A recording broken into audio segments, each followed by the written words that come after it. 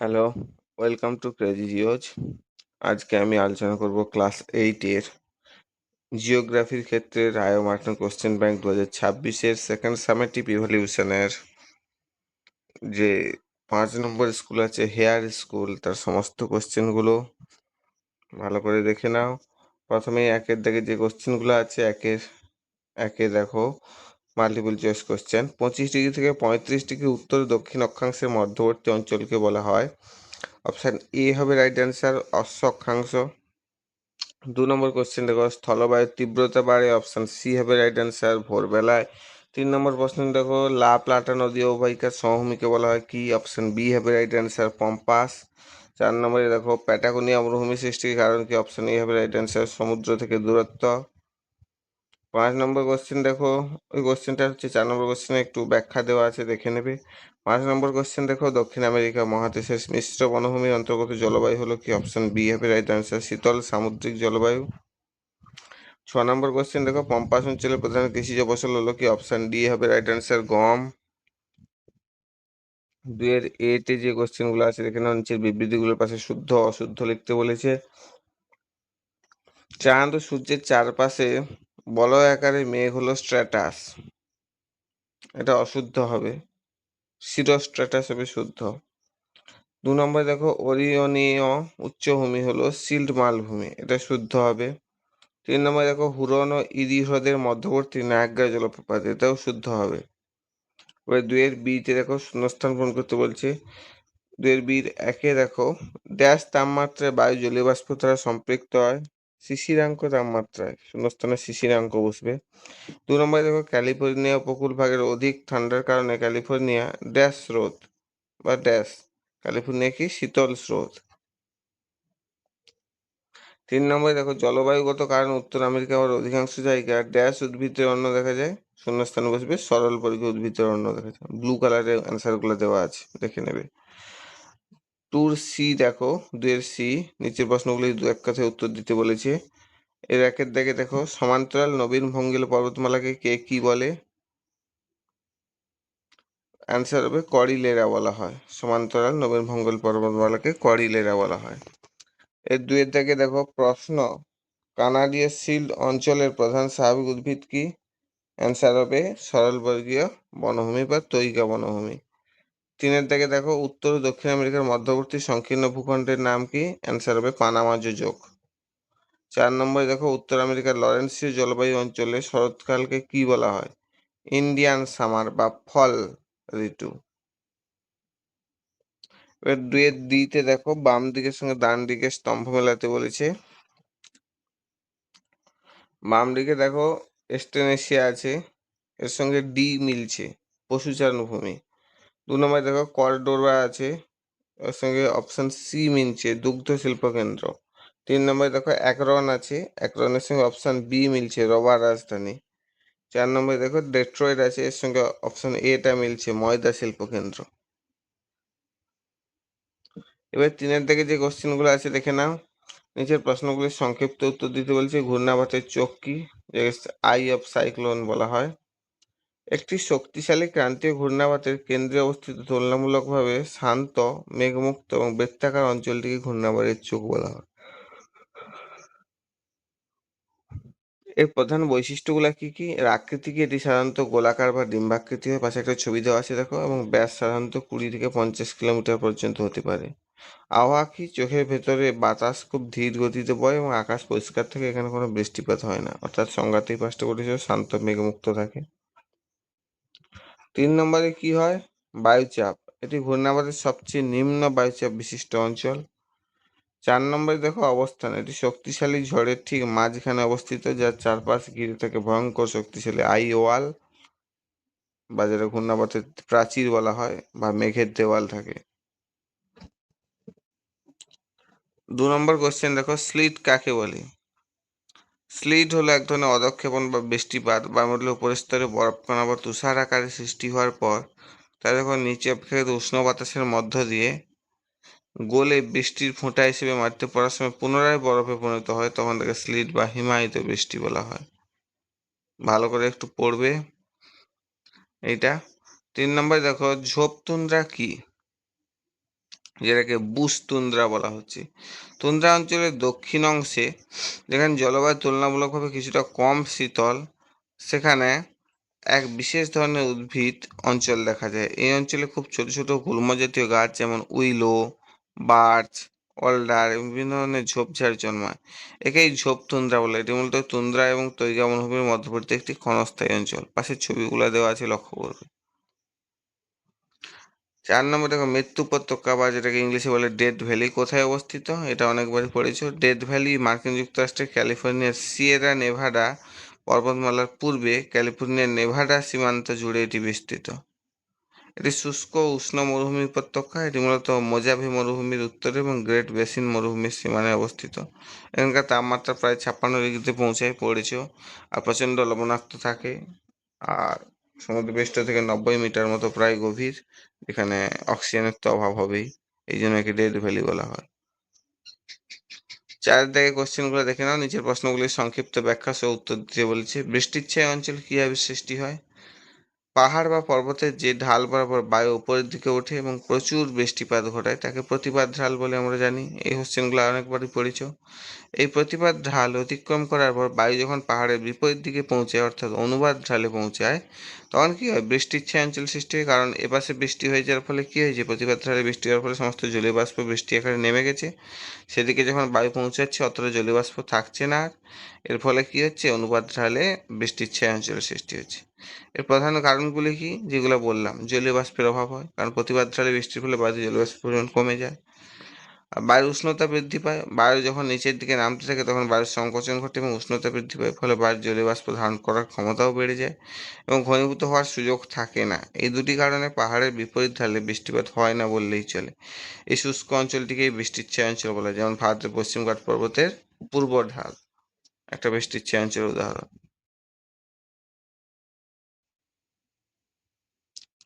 এবার 2 নম্বর কোশ্চেন দেখে নাও। ক্রান্তীয় নাতিশীতোষ্ণ ঘূর্ণাবর্তের পার্থক্য লিখতে বলেছে। বৈশিষ্ট্যের ভিত্তিতে দেখো, ফার্স্টে উৎপত্তি কি হয়। ক্রান্তীয় ঘূর্ণাবর্ত দেখো উষ্ণ সমুদ্রের উপর সৃষ্টি হয়, আর নাতিশীতোষ্ণ ঘূর্ণাবর্ত স্থল ও সমুদ্র উভয় জায়গাতেই সৃষ্টি হতে পারে। আকার দেখো, ক্রান্তীয় ঘূর্ণাবর্তের ক্ষেত্রে আয়তনে ছোট কিন্তু বিধ্বংসী হয়। আর নাতিশীতোষ্ণ ঘূর্ণাবর্ত আয়তনে বিশাল তবে শক্তি কম থাকে। চোখ দেখো, এর কেন্দ্রে অর্থাৎ ক্রান্তীয় ঘূর্ণাবর্তের কেন্দ্রে সুস্পষ্ট চোখ দেখা যায়, যেটাকে সাইক্লোন আই বলা হয়। আর নাতিশীতোষ্ণ ঘূর্ণাবর্তে দেখো এতে কোনো চোখ থাকে না। এবার 3 নম্বর যে কোশ্চেন আছে সেটা দেখে নাও। পম্পাস অঞ্চলকে দক্ষিণ আমেরিকার শস্য ভাণ্ডার বলা হয় কেন? এগুলো অনেকবারই পড়েছো। পম্পাস অঞ্চলকে দক্ষিণ আমেরিকার শস্য ভাণ্ডার বলা হয় মূলত এর বিপুল কৃষি উৎপাদনের জন্য। এর প্রধান কারণগুলি নিচে আলোচনা করা হলো। উপযুক্ত জলবায়ু এখানে আছে, নাতিশীতোষ্ণ জলবায়ু এবং পর্যাপ্ত বৃষ্টিপাত এই অঞ্চলে চাষবাসের জন্য অত্যন্ত উপযোগী। উর্বর মৃত্তিকা, এখানকার নদী বিধৌত পলিমাটি এবং জৈব পদার্থ সমৃদ্ধ কালো মাটি, যেটাকে চার্নোজেম মৃত্তিকা বলা হয়, অত্যন্ত উর্বর, যা ফসল ফলন বাড়াতে সাহায্য করে। এখানকার বিশাল সমভূমি পম্পাস একটি বিস্তীর্ণ সমতল এলাকা হয়। এখানে আধুনিক কৃষি যন্ত্রপাতি ব্যবহার করে খুব সহজেই বড় বড় খামারে চাষাবাদ করা যায়। 4 নম্বরে যেটা আছে দেখো, প্রধান শস্য উৎপাদন। এই অঞ্চলটি বিশ্বের অন্যতম প্রধান গম উৎপাদনকারী এলাকা।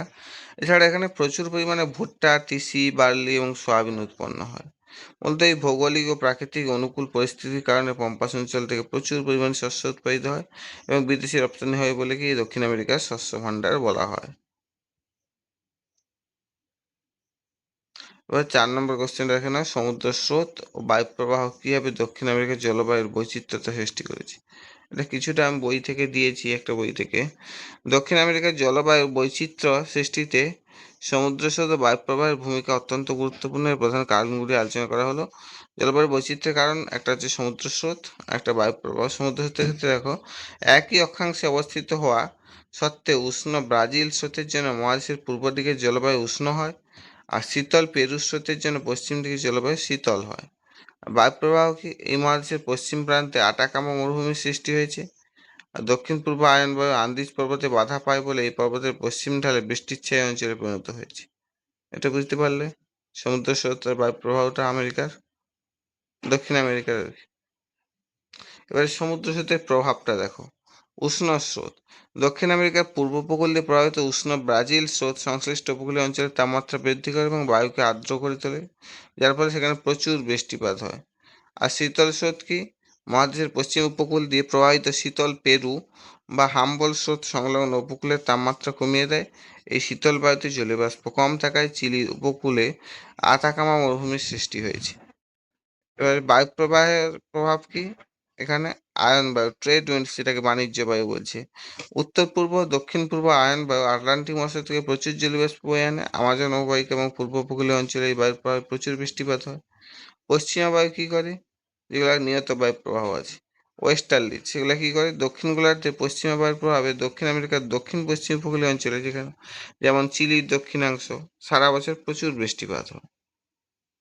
আর বৃষ্টির ছায়া অঞ্চল কোথায় হয়? আন্দিজ পর্বতমালা আয়ন বায়ু পশ্চিমা বায়ুর গতিপথে বাধা সৃষ্টি করে, ফলে পর্বতের এক ঢালে প্রচুর বৃষ্টি হলেও অন্য ঢালটি, যেমন পাতাগোনিয়া মরুভূমি অঞ্চলটি, বৃষ্টিহীন বা স্বল্প বৃষ্টির ছায়া অঞ্চলে পরিণত হয়েছে। এটাই হচ্ছে দক্ষিণ আমেরিকার উপর সমুদ্র স্রোত আর বায়ু প্রবাহের প্রভাব। কোশ্চেনটা একটু ভালো করে পড়বে, পড়লেই বুঝে যাবে। 5 দাগের কোশ্চেনগুলো দেখে নাও। নিয়ত বায়ু প্রবাহের সঙ্গে বায়ুচাপ বলয়ের চিত্রসহ সম্পর্ক আলোচনা করো। এই কোশ্চেনগুলো অনেকবারই হয়েছে, আগের ভিডিওগুলোও দেখে আসতে পারো। নিয়ত বায়ু প্রভাব: পৃথিবীর উপর দিয়ে যে বায়ু সারা বছর নির্দিষ্ট দিকে এবং নির্দিষ্ট পথে প্রভাবিত হয় তাকে নিয়ত বায়ু প্রবাহ বলে। উদাহরণ কি? আয়ন বায়ু, পশ্চিমা বায়ু ও মেরু বায়ু। অয়ন হয়ে গেছে, ওটা আয়ন হবে, আটা কোনো কারণে টাইপিং মিস্টেক হয়ে গেছে। পৃথিবীর বায়ুচাপ বলয়গুলির সঙ্গে নিয়ত বায়ু প্রবাহের সম্পর্ক: বায়ুচাপ বলয়ের সঙ্গে নিয়ত বায়ু প্রবাহের সম্পর্ক খুবই ঘনিষ্ঠ, কারণ বায়ুচাপ বলয়গুলি আছে বলেই নিয়ত বায়ু প্রবাহের উৎপত্তি ঘটেছে। বায়ুচাপ বলয়সমূহ কি কি আছে? উত্তর ও দক্ষিণ গোলার্ধে মিলে মোট 7টি বায়ুচাপ বলয় আছে। দেখে নাও, ফার্স্টে মাঝখানে দেখো, গ্রিন কালার ছবির সঙ্গে দেখো, নিরক্ষীয় নিম্নচাপ বলয়।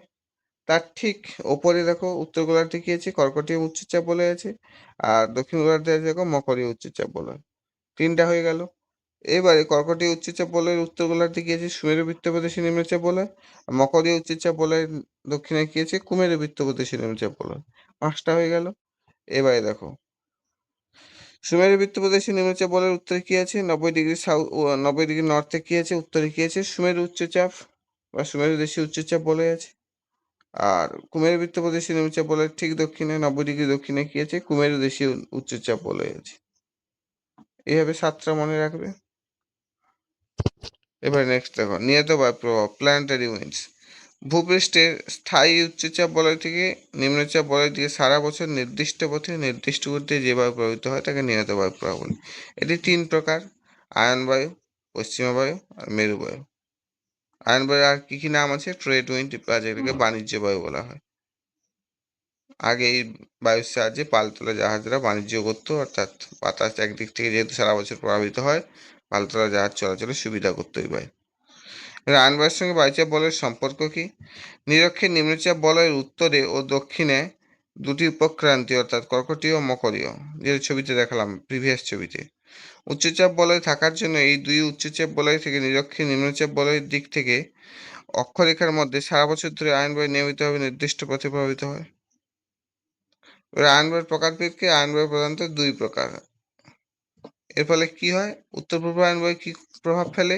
উত্তর গোলার্ধে কর্কটীয় উচ্চচাপ বলয় থেকে নিরক্ষীয় নিম্নচাপ বলয়ের দিকে প্রভাবিত হওয়ার সময় ফেরেলের সূত্র অনুসারে ডান দিকে বেঁকে উত্তর পূর্ব দিকে প্রভাবিত হয়। আর দক্ষিণ পূর্ব আয়ন বায়ু কি করে? দক্ষিণ গোলার্ধে মকরীয় উচ্চচাপ বলয় থেকে নিরক্ষীয় নিম্নচাপ বলয়ের দিকে প্রভাবিত হওয়ার সময় ফেরেলের সূত্র অনুসারে বাম দিকে বেঁকে দক্ষিণ পূর্ব দিকে প্রভাবিত হয়। এবার পশ্চিমা বায়ু ও বায়ুচাপ বলয়ের মধ্যে সম্পর্কটা দেখে নাও। উভয় গোলার্ধে উপক্রান্তি উচ্চচাপ বলয়, অর্থাৎ কর্কটীয় মকরীয় থেকে মেরুবৃত্ত প্রদেশী নিম্নচাপ বলয়, যেটা 4 আর 5 নম্বরে ছিল, নিম্নচাপ বলয়ের দিকে অক্ষরেখার মধ্যে সারা বছর ধরে যে বায়ু নিয়মিতভাবে প্রভাবিত হয় তাকে পশ্চিমা বায়ু বলা হচ্ছে।